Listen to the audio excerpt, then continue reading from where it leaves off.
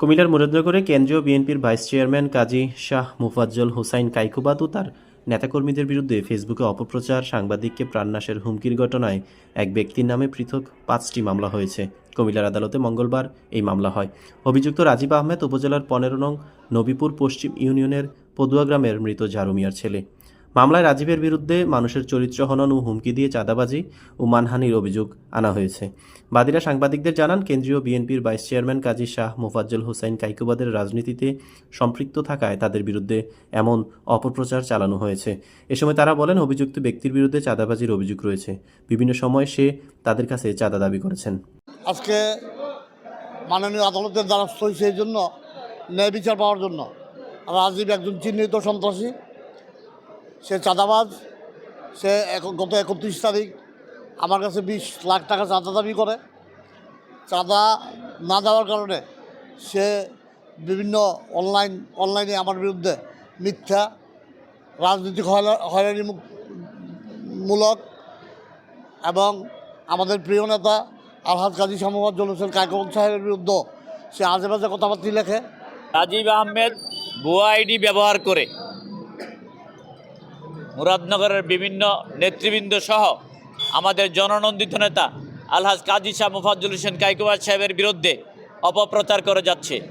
সে প্রতিষ্ঠিত ব্যবসায়ী এবং প্রতিষ্ঠিত ব্যক্তিদের কাছ থেকে কাঙ্ক্ষিত চাঁদা না পেয়ে বিভিন্ন অনলাইনে তাদের বিরুদ্ধে মিথ্যা কন্টেন্ট তৈরি করে একের পর এক প্রচার করে যাচ্ছে এবং হুমকি দিয়ে যাচ্ছে। আপনারা ইতিমধ্যে দেখেছেন, ভুক্তভোগীরা আপনাদের সামনে সব বলেছে। আমি পরিষ্কার করে বলতে চাই, তাকে একটি মহল ব্যবহার করছে এবং আমাদের নেতা আলহাজ কাজী শাহ মোফাজ্জল হোসেন কাইকুবাদ সাহেবের বিরুদ্ধে ষড়যন্ত্র করছে। তার মূল উদ্দেশ্য অপপ্রচার করে কাইকুবাদ সাহেবের যে জনপ্রিয়তা, এই জনপ্রিয়তায় ভীত হয়েই ওই মহল তাকে ব্যবহার করছে।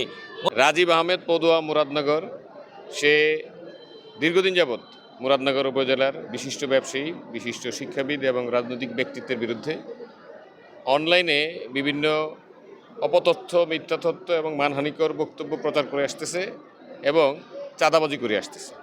সে বিশিষ্ট শিক্ষানুরাগী, ব্যবসায়িকভাবে প্রতিষ্ঠিত, সামাজিকভাবে প্রতিষ্ঠিত লোকজনের কাছে চাঁদা দাবি করে। কেউ যদি চাঁদা দিতে অস্বীকার করে, দেখা যায় তার বিরুদ্ধে একটা অনলাইন কন্টেন্ট তৈরি করে, যেটা সম্পূর্ণ ভুয়া তথ্যের ভিত্তিতে মানহানিকর উপাদানে পরিপূর্ণ থাকে। আর রাজীব আহমেদ সাংবাদিক মহিউদ্দিনকে হত্যার হুমকি দিয়েছে এবং কুরুচিপূর্ণ অকথ্য ভাষায় গালাগালিজ করেছে এবং দুর্ব্যবহার করেছে। আমরা এই কারণে আদালতে মামলা দায়ের করেছি এবং সাংবাদিক মোহাম্মদ মহিউদ্দিনের দায়েরকৃত মামলাটি বিজ্ঞ আদালত আমল নিয়ে সরাসরি আসামির বিরুদ্ধে সমন প্রদান করেছে। রাজীব আহমেদ সে একটা ভুয়া আইডি দিয়া আমার বিরুদ্ধে সে বিভিন্ন ধরনের খারাপ মন্তব্য করছে। আমি চাঁদাবাজি করি, এই আমাকে সহ, আমার নেতাকে সহ জড়াই এসে বিভিন্ন ধরনের জনাব কাইকুবাদ সাহেবকে সহ নিয়ে উনি কুরুচিপূর্ণ বক্তব্য প্রচার করে। তার তীব্র প্রতিবাদ করি এবং আমি বলছি, যদি আমার এটা প্রমাণ হয়, আমি বিভিন্ন গোয়েন্দা সংস্থা, প্রশাসনিক, পুলিশ সবার কাছে আমি বলছি যে আমি যদি এরকম কাজ করে থাকি, আমার বিরুদ্ধে আইনি ব্যবস্থা গ্রহণ করা হোক।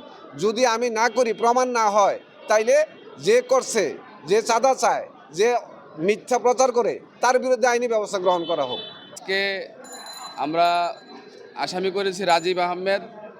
এই রাজীব আহমেদ সহ একটা কুচক্রী মহল ওনার বিরুদ্ধে, ওনার কাছে এসে চাঁদা দাবি করে এবং ওনার বিরুদ্ধে বিভিন্ন কুৎসা, বিভিন্ন রকমের মানহানিকর বক্তব্য প্রচার করে। এই চাঁদা না দেওয়াতে উদ্দেশ্য প্রণোদিতভাবে আজকে উনি সংক্ষুব্ধ হইয়া আজকে বিজ্ঞ আদালতে উনি আর্জি দাখিল করেছেন। বিজ্ঞ আদালত স্যাটিসফাইড হইয়া সরাসরি এফআইআর হিসাবে ট্রিট করার জন্য ওসি বাঙ্গুরা বাজারকে নির্দেশ দিয়েছেন। পাশাপাশি রামচন্দ্রপুর একটা বিখ্যাত বাজার, এই রামচন্দ্রপুর বাজারের আরও 3 জন ব্যবসায়ীর কাছে চাঁদা দাবি করে এই রাজীব আহমেদ। এই চাঁদা না দেওয়াতে তাদেরকেও বিভিন্ন হুমকি ধমকি এবং প্রাণনাশের ভয়ভীতি দেখায়। তারাও আজকে বিজ্ঞ আদালতে আর্জি দাখিল করেছেন। বিজ্ঞ আদালত তাদের 3 জনের মামলাটি আমলে নিয়ে তদন্তের জন্য পুলিশ ব্যুরো অফ ইনভেস্টিগেশন কুমিল্লাকে নির্দেশ প্রদান করেন।